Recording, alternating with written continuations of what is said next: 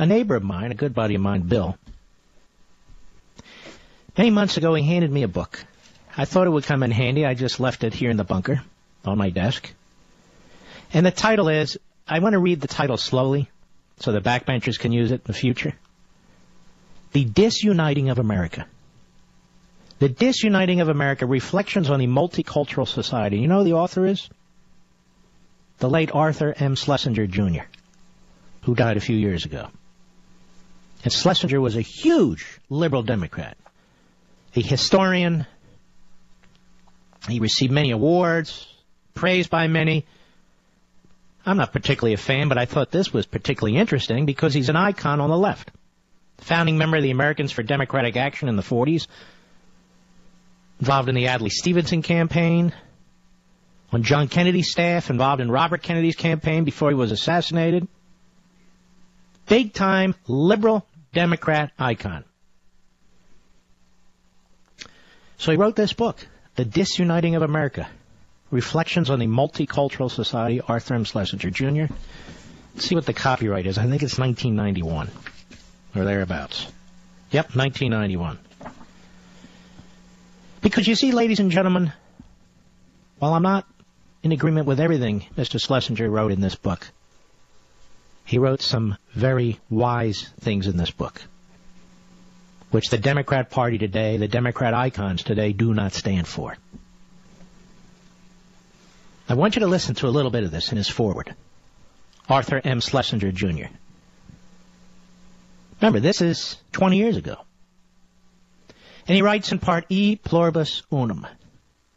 The United States had a brilliant solution for the inherent fragility of multi-ethnic society, the creation of a brand new national identity, carried forward by individuals who, in forsaking old loyalties and joining to make new lives, melted away ethnic differences.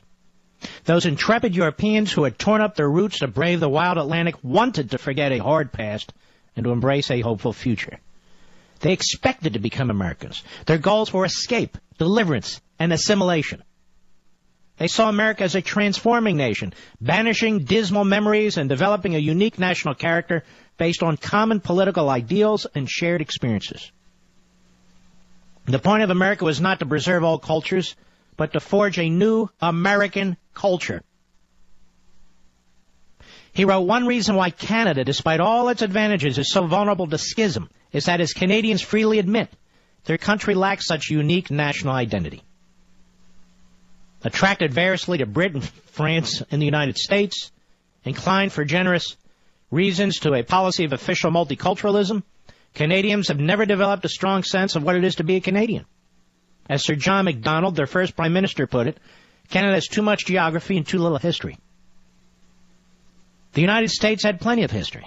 From the Revolution on, Americans had had a powerful national creed.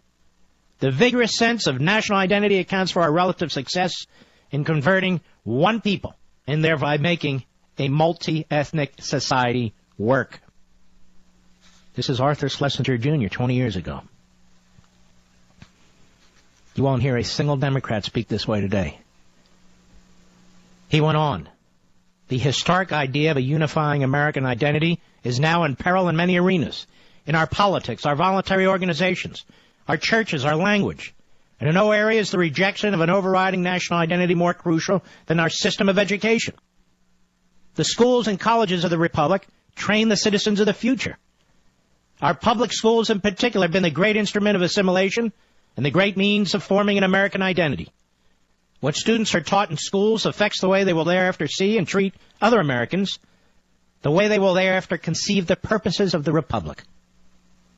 The debate about the curriculum is a debate about what it means to be an American. He writes, the militants of ethnicity. This is the left-wing Democrat Arthur Schlesinger Jr. The militants of ethnicity now contend that a main objective of public education should be the protection, strengthening, celebration, and perpetuation of ethnic origins and identities. Separatism, however, nourishes prejudices, magnifies differences, and stirs antagonisms.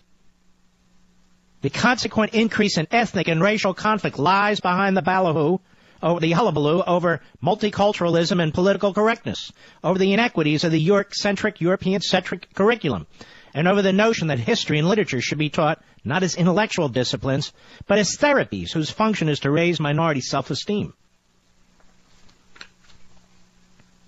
Yes, he goes on.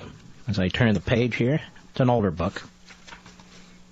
Watching ethnic conflict tear one nation after another apart, one cannot look with complacency at proposals to divide the United States into distinct and immutable ethnic and racial communities, each taught to cherish its own apartness from the rest.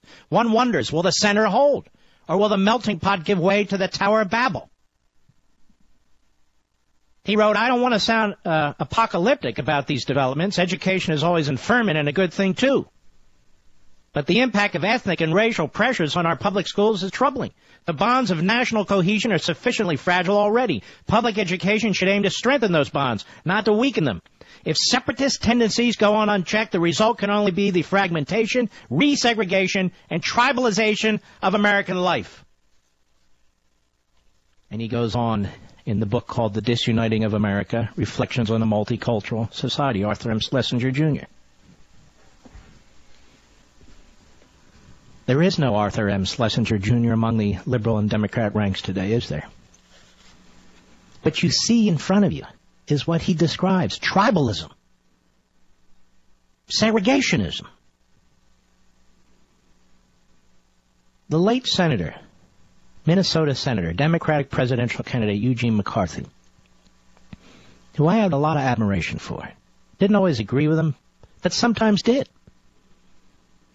As cited in my immigration chapter, Liberty and Tyranny, he said the United States cannot regain its competitive standing in the world by importing low-wage workers from other countries. On the one hand, it engenders conditions this country cannot and should not tolerate. On the other hand, in the modern age, a nation's wealth and prosperity is secured by high worker productivity and capital investment, not by the availability of low-wage labor. On the other end, the great Dr. Milton Friedman, Austrian School of Economics, a libertarian, man I admired and still admire enormously. He said it's just obvious you can't have free immigration and a welfare state. And by the way, Ayn Rand believed the same thing. She also believed in one language.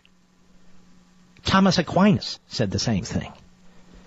They all understood history. They all understood what happens to multi-ethnic, multicultural societies. They crash. They break up. You can see it in Morgan Hill in the high school. You can see it in Los Angeles today with the mayor and the city council.